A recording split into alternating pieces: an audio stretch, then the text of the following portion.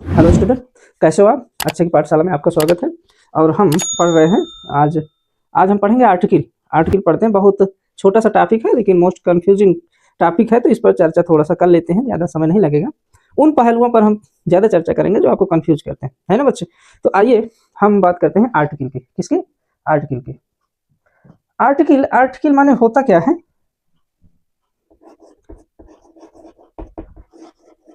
Article article माने तो बच्चे लेख होता है। इसका सही अर्थ माने तो आर्टिकल माने लेख होता है, लेकिन यहाँ पर लेख से ज्यादा मतलब है नहीं जो आपको पढ़ाना है। आर्टिकल यहाँ पर हम बात कर रहे हैं ए, एन और दी को। किसकी बात करें बच्चे? आर्टिकल ए है आपका, एन है और क्या है? दी है। ये तीन शब्दों को, या एक अक्षर है, दो शब्द है, इनको ही हम यहाँ आर्टिकल कहते हैं। आर्टिकल है क्या? आर्टिकल नाउन के प्राय पीछे लगते हैं। आर्टिकल क्या है? नाउन के प्राय पीछे लगते हैं, है ना? तो आर्टिकल दो वर्गों में हम बांट सकते हैं। आर्टिकल को दो वर्गों में बांट सकते हैं, ध्यान दीजिएगा। जैसे डेफिनेट आर्टिकल और इनडेफिनेट आर्टिकल। बच्चे, डेफिनेट आर्टिकल,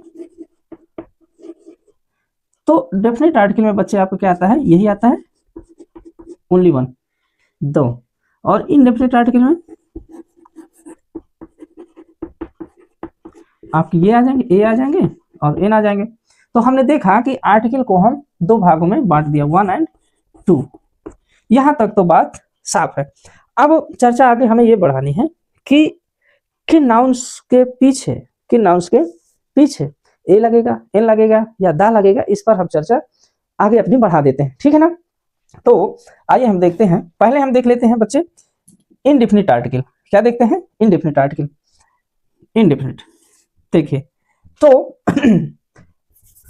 हमारे जो लेटर्स होते हैं बच्चे, हमने इस पर बहुत अच्छे से चर्चा की है। जो लेटर्स होते हैं वो दो वर्गों में विभाजित है।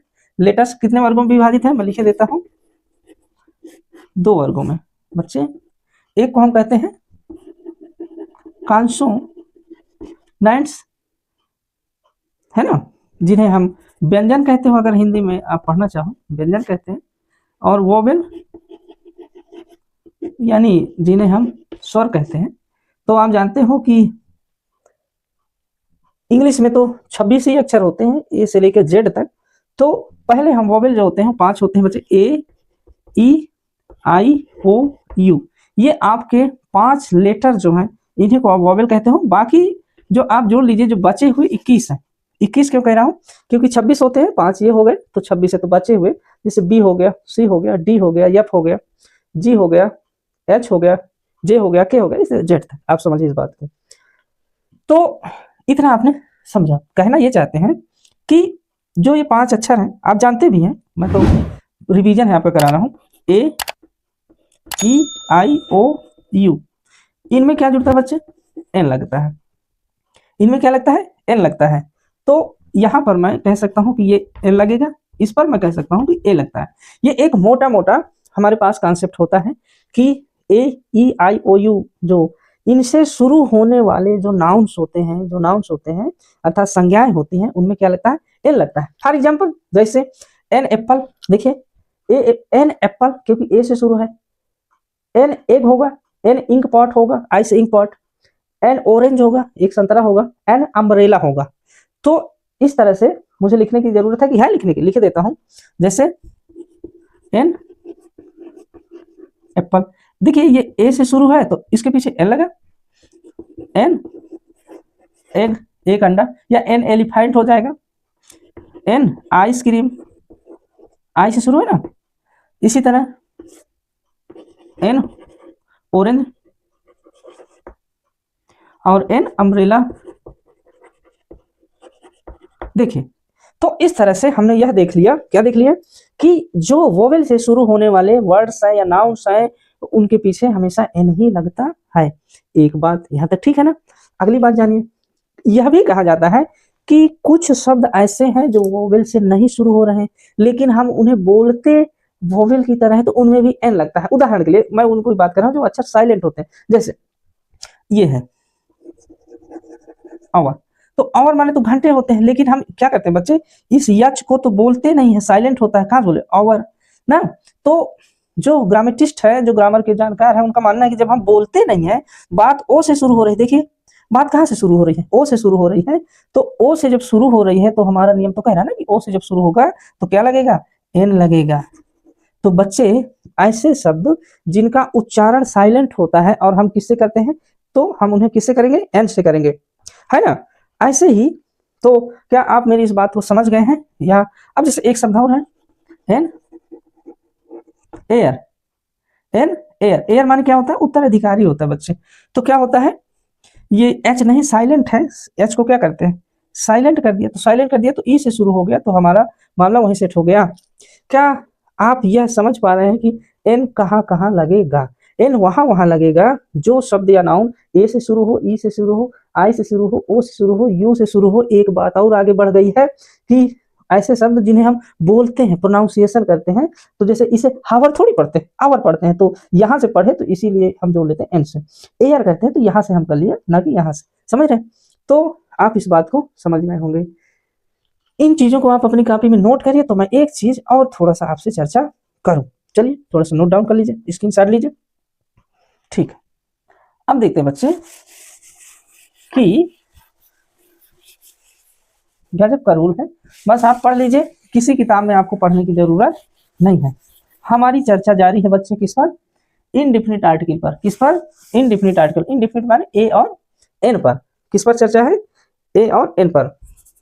तो है क्या कि हमने बात किया कि एन कहाँ लगेगा, एन कहाँ लगेगा, तो हमने बात किया कि ए से शुरू होने वाले नाउन पर, ई से शुरू होने वाले नाउन पर, या आई से, या ओ से, या यू से। 5 हो गए। और प्लस कहाँ, वहां भी जहां उच्चारण क्या हो, उच्चारण क्या हो, आ हो, आ, जैसे आवर हमने बोला आ हो या ए हो, ये है ना। क्या मैं लिखा था, आवर, ना कि हावर बोला था, ना कि हेयर बोला था, एयर बोला था, एयर माने उत्तराधिकारी। तो इस दशा में किंतु किंतु बच्चे एक थोड़ा सा लोचा है, क्या है, लोचा है, समझिए।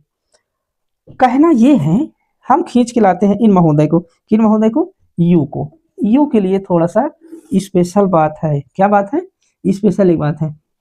कहते हैं ग्रामर के जानकार कि जो यू महोदय है, तो यू को हम दो तरह से बोलते हैं, यू को हम दो तरह से बोलते हैं। दो तरह से कैसे, कि हम यू का कभी उच्चारण आ करते हैं, हाँ करते तो है, जैसे जैसे लिख देते हैं अम्ब्रेला। तो जब हम अम्ब्रेला यू से देखिए शुरू है, तो यहाँ यू को हम क्या बोल रहे हैं, देखिए इस यू को आ बोल रहे हैं, अम्ब्रेला। क्या बोले, अम्ब्रेला, यहाँ पे आ बोले, ठीक है ना। लेकिन कहीं कहीं हम यू को ऐसे भी बोल देते हैं बच्चे, यू को हम यू ही बोलते हैं। जैसे उदाहरण ले लीजिए, जैसे यूनिवर्सिटी, यूनिवर्सिटी, तो यूनिवर्सिटी जो विश्वविद्यालय होता है, तो देखिए इसका उच्चारण कैसे बच्चे, यू, अम्ब्रेला, यूनिवर्सिटी, तो इस यू को हम क्या बोल रहे हैं, इस यू को यू बोल रहे हैं, इस यू को आ बोल रहे हैं। तो ट्विस्ट अब यहाँ है, ट्विस्ट ये है बच्चे कि जब हम आ बोलते हैं उस दशा में हम लगाएंगे आर्टिकल एन।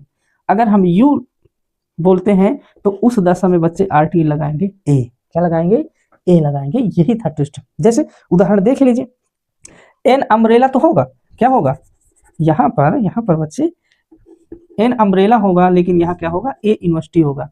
अब जैसे ए यूनिफॉर्म, यूनिफॉर्म यानी वेशभूषा, तो ए क्यों लगाया, क्योंकि इसका उच्चारण हम यू करें, ए यूनियन, ए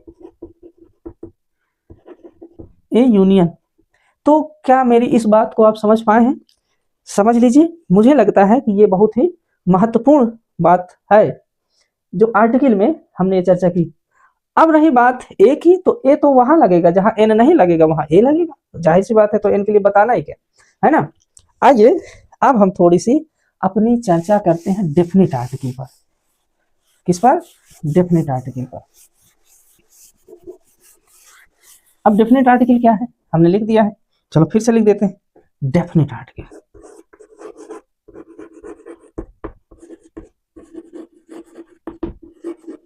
तो डेफिनेट आर्टिकल आप जानते हो कि केवल और केवल ये महोदय दा।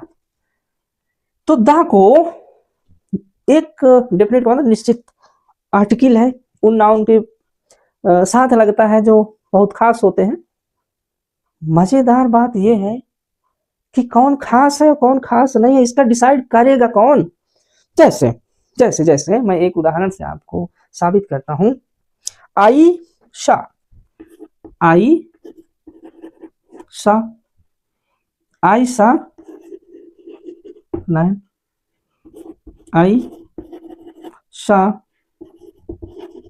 लाइन, मैं यहां लिख देता हूं ए लाइन, यहां पे लिख देता हूं द लाइन।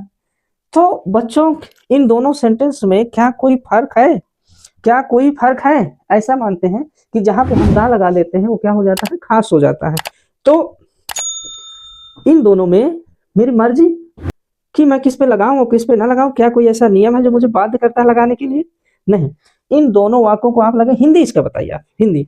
तो मैंने एक शेर देखा, मैंने एक शेर देखा, मैं पूछ रहा हूं कि इन दोनों में क्या फर्क है दोनों सेंटेंस में।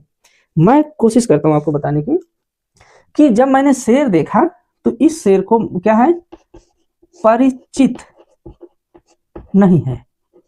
मैं इस शेर को नहीं जानता, यूं ही देखा, कोई शेर देखा, लेकिन जब मैं कहता हूं कि द लायन तो इसका मतलब होता है अच्छा वही वाला शेर जो हमने पहले देखा था। अर्थात ये जो मेरा शेर है ये क्या है? ये क्या है? परिचित है। इतना सा बच्चे मेरा इनमें फर्क होता है कि जब हम दा लगा देते हैं तो दा का मतलब उस व्यक्ति से, उस वस्तु से, उस स्थान से हमारा परिचय हो जाता है, हम उसे अच्छी तरह से जानते हैं और वो हमारे लिए खास है। चलिए एक उदाहरण से देखते हैं। जैसे मैंने कहा कि आई सा ए गर्ल, मैंने एक लड़की देखा। तो लड़की तो भैया रोज देखते हैं, बहुत सारी लड़कियां आते जाते मेला में, बाजार में, बहुत सारी लड़कियां। क्या हम उन्हें जानते हैं? नहीं जानते। लेकिन अगर मैं कह दूं कि आई सा द गर्ल तो इसका यह मतलब हो अच्छा वही वाली लड़की है जो हमें शादी में मिली थी। क्या मेरी बात समझ पा रहे हो आप बच्चे? तो अब किताबों में तो ये लिख देते हैं कि जो खास होता है वहां दा लिखते हैं, जो निश्चित अनिश्चित कह के निकल लेते हैं, उसमें कॉन्सेप्ट क्लियर नहीं होता। तो ये तो मेरे ऊपर निर्भर हो गया ना कि मैं किस पर दा लगाऊं किस पर ना लगाऊं, मेरी मर्जी। यदि तुम्हारे लिए जो खास है वो तुम्हारे लिए दा होगी, मेरे लिए ए है। बशर्ते जो तुम्हारे लिए ए है मेरे लिए दा है।